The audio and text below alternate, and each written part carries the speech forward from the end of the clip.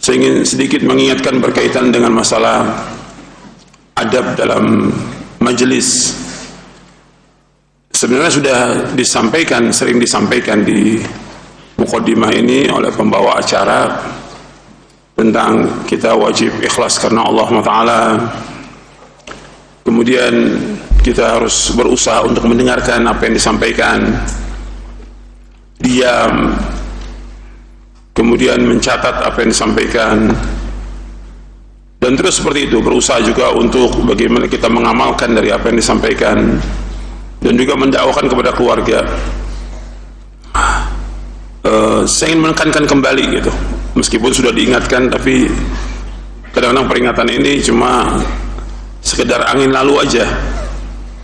Jadi antum berusaha ketika menuntut ilmu syar'i, bagaimana kita menjaga keikhlasan karena Allah Ta'ala, bahwa kita datang ini ingin mendapatkan ilmu yang bermanfaat, tidak datang agar menghilangkan kebodohan yang ada pada diri kita.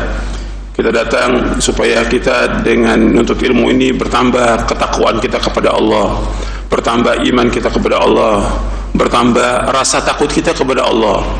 Itu sehingga manfaat tuh ketika antum niat dari rumah tuh ikhlas karena Allah, dan seperti yang tadi saya sebutkan, insya Allah manfaat. Karena banyak orang yang menuntut ilmu tidak bermanfaat, ilmunya nggak bermanfaat sama sekali, bertahun-tahun menuntut ilmu nggak ada manfaatnya.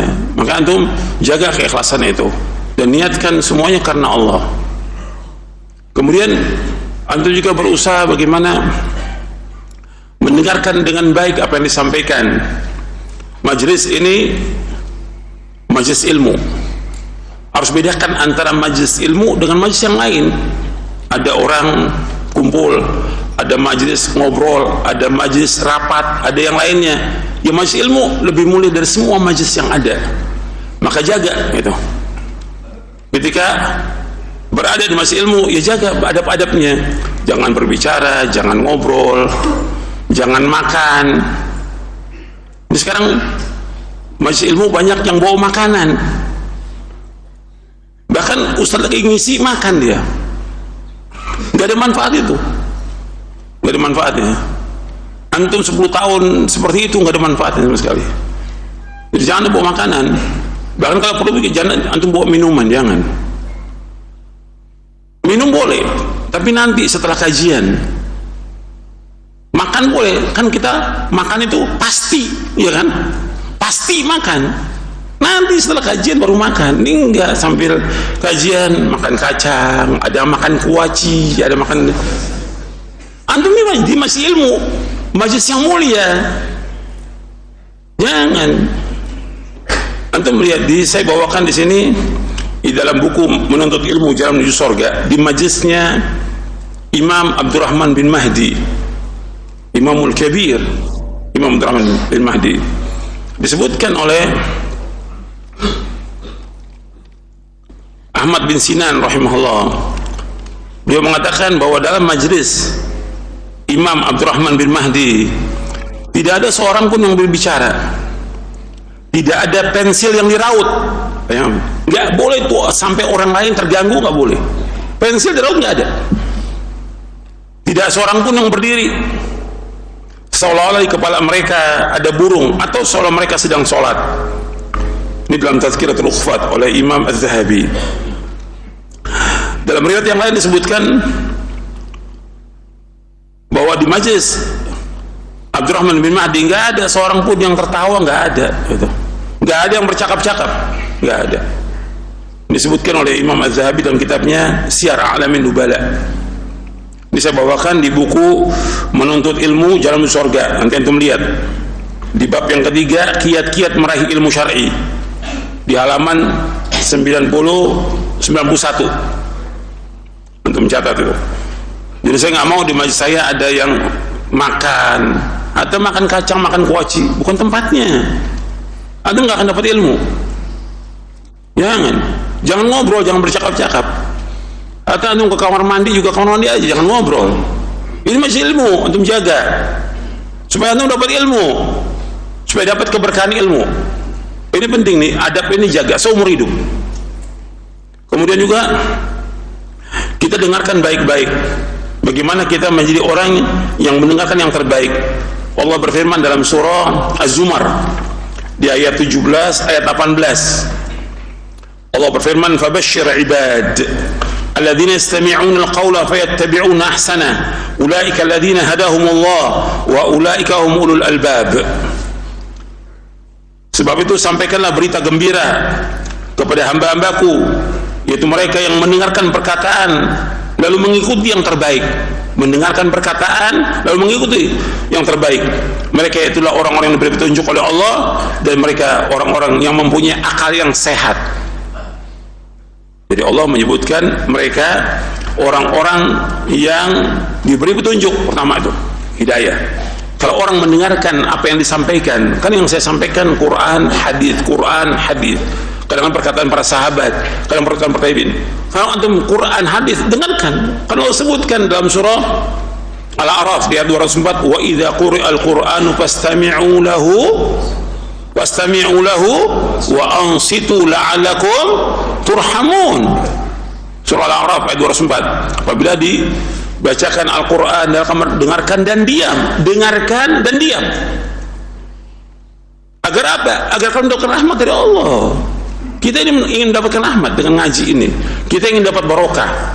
Kita ingin dapat manfaat dari ngaji ini. Majelis ini harus bedakan dengan semua majelis yang ada di muka bumi ini. Majelis ilmu, majelis yang terhormat, majelis yang mulia. Jadi jangan antum pakai sambilan untuk makan. Kita makan pasti gitu. Setelah kajian, bukan di saat kajian. Nggak ada orang makan. Hatta antum belajar juga, jangan antum belajar sambil makan, gak akan dapat ilmu selama-lamanya. Kan banyak sekarang ini antum belajar nih di rumah sendirian, di meja belajarnya ada kopi, ada kacang, ya nggak belajar. Kalau itu sih nggak bakal dapat ilmu selama-lamanya. Nggak ada ulama seperti itu, nggak ada, sama sekali nggak ada. Ya belajar. Nanti waktunya istirahat 1 jam 2 jam antum baca, ya baru minum di tempatnya, minum di meja makan, bukan di tempatnya belajar. Kalau belajar sambil makan kacang, nggak bakal dapat ilmu, nggak bakal masuk. Yang masuk makanan, nggak masuk ilmu. Itu nggak akan masuk tuh ilmu selama-lamanya. Banyak pelajar-pelajar yang gitu sambil ngopi. Allah, yang ngopi ada waktunya, bukan sambil belajar. Nggak dapat ilmu. Kalau antum melihat para ulama, nggak ada yang seperti, nggak ada, sama sekali nggak ada. Sama sekali nggak ada ulama seperti itu, nggak ada. Mereka fokus belajar, ya baca, antum ngaji, gitu. Gak bisa tuh digabung tuh dengan makan. Kita kayaknya hidupnya makan terus nih kayaknya. Bentar makan.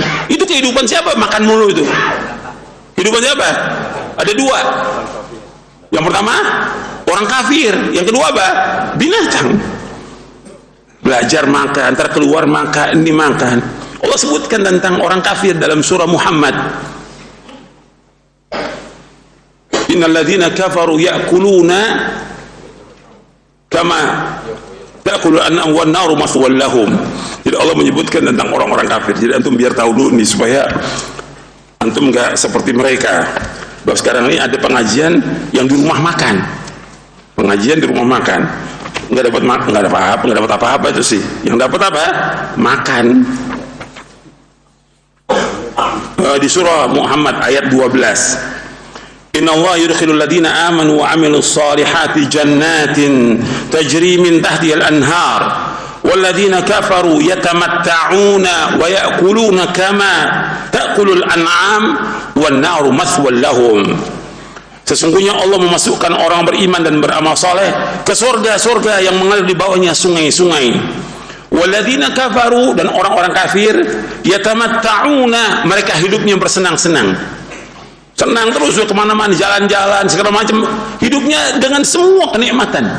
Orang kafir yatamatta'un wa ya'kulun, dan mereka hidupnya makan terus. Kama ta'kulul an'am, sebagaimana binatang ternak makan.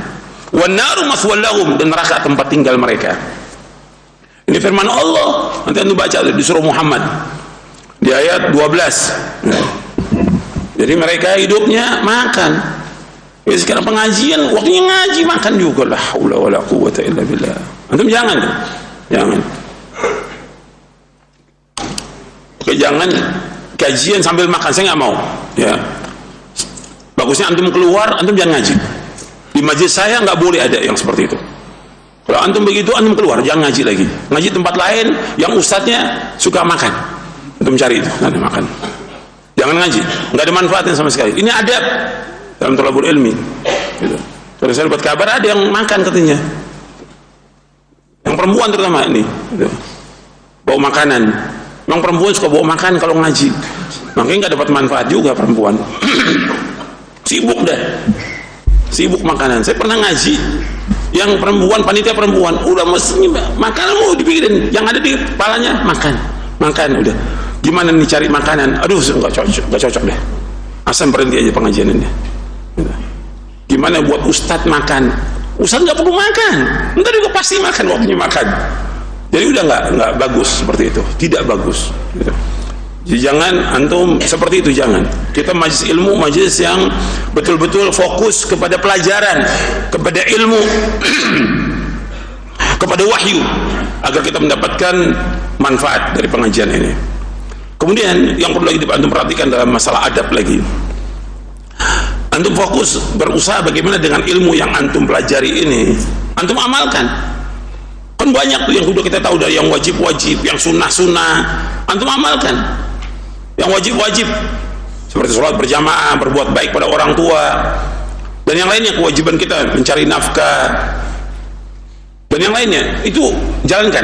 Kemudian juga yang sunnah-sunnah jalankan, seperti sholat rawatib yang 5 waktu, qobliyah subuh, qobliyah zuhur, ba'diyah zuhur, kemudian ba'diyah maghrib, ba'diyah isya. Antum yang tinggal tuh, jangan. Kerjakan itu jaminannya apa? Kata Nabi SAW, surga. Jangan tinggalkan. Bangun tengah malam, bangun. Puasa Senin Kamis, jangan tinggalkan. Apa yang sunnah-sunnah jalankan. Jadi jangan ditinggalkan semua yang baik-baik itu. Kita ngaji untuk diamalkan. Jadi berbeda tuh antara yang ngaji dengan yang nggak ngaji. Kalau nggak ngaji, ya apa aja dilakukan oleh dia, ditinggalkan semuanya. Yang wajib aja, yang sunnah ditinggalkan. Kalau yang ngaji lebih daripada itu, ada kelebihannya dia. Yang wajib dikerjakan, yang sunnah juga. Gitu. Baca Quran yang tinggalkan tuh tiap hari. Dan ini berkali-kali, ya. Dan beberapa video saya jelaskan juga. Tiap hari itu minimal 2 juz untuk baca. Jangan tinggalkan tuh. Itu manfaat. Rumah antum nanti barokah dengan pengajian yang antum baca itu. Kemudian baca artinya, baca tafsirnya, kemudian yang paling penting diamalkan. Kemudian antum dakwakan. Di sini saya sebutkan di buku ini, yang pertama kali antum dakwakan ya keluarga. Fokus tuh, keluarga. Banyak orang-orang yang tidak perhatian kepada keluarga, sibuk dengan dakwah kesana kemari, keluarganya berantakan. Sedangkan Allah berfirman dalam surah At-Tahrim di ayat 6, ya ayyuhalladzina amanu qu anfusakum wa ahlikum nar. Wahai orang beriman, jagalah diri kamu dan keluarga kamu dari api neraka. Jaga diri kamu dan keluarga kamu dari api neraka. Artinya berusaha untuk mengajarkan mereka. Ajarkan mereka. Tapi bukan hanya mengajarkan, di sini saya sebutkan, antum juga perhatikan. Sekarang ini keluarga kita sudah dirusak. Dirusak dengan apa? Dengan HP. Bapaknya nggak paham, ibunya nggak paham, anaknya udah rusak tuh. Lihat film porno, lihat kajian-kajian yang nggak benar, lihat segala macam tontonan yang maksiat. Ini kewajiban orang tua, nggak boleh dibiarkan. Ingatkan tuh, istrinya ingatkan, anaknya ingatkan. Dan juga dia nggak pantas juga sebagai bapak itu masih sibuk dengan HP, baca, nggak benar itu. Antum perhatikan, itu banyak. Di sini saya bawakan, antum lihat nanti di buku Menuntut Ilmu Jalan Surga di halaman 108. Saya bawakan juga ini di buku Panduan Keluarga Sakinah tentang ayat ya ayyuhalladzina amanu qu anfusakum wa ahlikum nara wa quduha an-nas wal hijarah 'alaiha malaikatun ghiladun shidad la ya'suna Allah ma amarahum wa yaf'aluna ma yu'marun. Wahai orang beriman, jagalah diri kamu dan keluarga kamu dari api neraka yang bahan bakarnya adalah manusia dan batu. Menjaganya malaikat-malaikat yang kasar dan keras, yang tidak durhaka kepada Allah terhadap apa yang Allah perintahkan kepada mereka dan selalu mengerjakan apa yang diperintahkan. Mengenai pengertian ayat ini, Ali bin Abi Thalib radhiyallahu anhu berkata, didik dan ajarkanlah mereka. Ibnu Abbas radhiyallahu anhu berkata, lakukanlah ketaatan kepada Allah, takutlah berbuat maksiat kepada Allah, dan suruhlah keluarga kalian berzikir, niscaya Allah akan menyelamatkan kalian dari api neraka. Jadi suruh untuk menyuruh diri kita, keluarga kita untuk taat kepada Allah, menjauhkan maksiat. Kemudian disuruh keluarga untuk berzikir. Kalau berzikir, yang paling besar apa? Yang paling besar apa? Baca Al-Quran. Karena Quran termasuk zikir. Inna nazzalna dzikra wa inna lahu lahafizun. Kitab zikir Al-Quran. Kami menurunkan zikir yaitu Al-Quran dan kami yang menjaganya. Baca tuh. Dan zikir pagi sore jangan tinggal. Zikir pada sholat jangan tinggal. Zikir juga menjelang tidur jangan tinggal. Niscaya Allah akan menyelamatkan kalian dari api neraka. Kemudian kata Qatadah rahimahullah, perintahkan mereka agar taat kepada Allah, cegah mereka dari berbuat maksiat kepada Allah, terapkan perintah atau hukum Allah kepada mereka, perintahkan mereka dengan hal itu dan bantulah mereka dalam melakukannya. Jadi perintahkan mereka taat kepada Allah, cegah mereka dari berbuat maksiat, ya larang tuh maksiat. Nonton film yang terbuka auratnya maksiat bukan? Maksiat larang gitu. Buang-buang waktu ini juga nggak boleh dalam Islam. Kan banyak tuh dengan main HP itu banyak buang waktu. Itu diingatkan. Lebih bagus dia baca buku, baca Quran manfaat, atau dia berzikir. Ini habis waktu ini. Termasuk antum juga perhatikan tuh, antum para pelajar, thalabul ilmi juga para ustadz, hati-hati tuh. Jangan sampai habis waktu. Kadang-kadang kita buka HP itu bisa 1 jam, 2 jam, 3 jam. Kalau baca Quran bisa dapat 3 juz, 3 jam, 3 juz dapat. Antum buang waktu. Baca hadis, berapa hadis antum baca? Baca buku, berapa halaman antum bisa baca? Manfaat. Buka HP nggak manfaat. Ini masih terjadi yang seperti ini. Mesti antum tinggalkan yang begitu. Dan juga di majlis ini juga berkali-kali diingatkan, jangan nyalakan HP. Kalau udah masuk majlis jangan nyalakan HP, matikan semuanya. Jangan buka HP. Juga yang di tempat akhwat juga perhatikan tuh. Kalau udah masuk ke majelis ilmu jangan main HP, matikan itu. Jadi antum perhatikan bahwa ilmu ini lebih penting dari semuanya. Quran, hadis dan kitab yang kita baca nih itu lebih penting dari semuanya. Kita fokus. Nah, nanti pulang antum terapkan kepada istri dan anak supaya mereka mentaati itu, laksanakan perintah Allah, menjauhkan larangannya. Kita jadi contoh, suami ini jadi contoh. Sebab doa kita apa? Doa kita, Rabbana hablana min azwajina wa dhurriyyatina qurrata a'yun waj'alna lil muttaqina imama. Dalam surah Al-Furqan ayat 74, ya Allah jadikanlah kami dan istri-istri kami dan juga anak turun kami qurrata a'yun, artinya orang-orang yang enak dilihat, menyejukkan pandangan, dan jadikan kami jadi pemimpin orang-orang yang bertakwa. Rabbana hab lana min azwajina wa dhurriyyatina qurrata a'yun waj'alna muttaqina. Jadikan kami pemimpin, kan kita harus jadi pemimpin. Pemimpin bagi siapa? Bagi istri dan anak-anak kita. Di sini Allah sebutkan waj'alna lil muttaqina imama, jadikan kami pemimpin bagi orang takwa. Berarti kita harus jadi apa? Kita jadi orang bertakwa dulu, melaksanakan perintah, menjauhkan larangan. Kemudian yang kita pimpin juga harus bertakwa. Kan waj'alna lil muttaqin, jadikan kami sebagai pemimpin bagi orang yang waj'alna muttaqina imama, pemimpin orang yang bertakwa. Jadi jadikan istri kita bertakwa kepada Allah, jadikan anak kita bertakwa kepada Allah. Bagaimana supaya bisa bertakwa? Ya antum yang sudah dewasa ajak ngaji. Ini kan enggak dibiarkan anaknya di rumah. Yang sudah dewasa anak antum dibawa ke sini ngaji, biar paham tentang agama, biar paham tentang hukum Allah, biar paham tentang kewajiban-kewajiban yang Allah bebankan pada dia, larangan. Bawa ke pengajian anak antum yang sudah dewasa, bukan anak kecil yang dibawa, nggak ada manfaatnya anak kecil bawa. Yang sudah dewasa dibawa, supaya mereka paham tentang agama ini. Nah di rumah antum tinggal lanjutkan, kalau sudah dapat di pengajian tinggal lanjutkan di rumah, supaya mereka melaksanakan perintah Allah, menjauhkan larangannya. Kita pengen semuanya keluarga kita menjadi keluarga yang sakinah mawaddah warahmah, jadi istri yang soleha, anak yang soleh, suami yang betul-betul soleh jadi pemimpin. Itu yang kita harapkan gitu. Jadi pengajian itu ada manfaatnya buat diri kita, buat istri kita, buat anak kita, manfaat gitu. Itu perhatikan tuh, jangan nggak manfaat. Banyak yang nggak manfaat, dia ngurus dirinya sendiri ngaji tapi istrinya berantakan, anaknya berantakan. Banyak itu, bukan satu, ratusan yang seperti itu. Ngaji dia, rajin ngajinya, tapi istri nggak pernah diperhatikan, anaknya nggak pernah diperhatikan, nggak ada manfaatnya. Seperti itu. Kan dia harus bawa istrinya dan anaknya kemana? Ke sorga, dia harus bawa. Makanya Allah sebutkan, ya ayyuhalladzina amanu qu anfusakum wa ahlikum nar. Orang beriman, jaga diri kamu dan keluarga kamu dari neraka. Jaga, gitu. Karena usaha orang untuk usaha syaitan untuk masukkan manusia ke neraka kuat itu, luar biasa. Apalagi sekarang dengan media yang ada, bagaimana merusak keluarga kita. Banyak keluarga rusak karena media yang ada. Antum hati-hati tuh. Jadi perhatikan semua ini. Jadi jangan kita sibuk dengan yang lain, justru sibuk dengan diri kita dan juga keluarga kita. Sekarang kita akan lanjutkan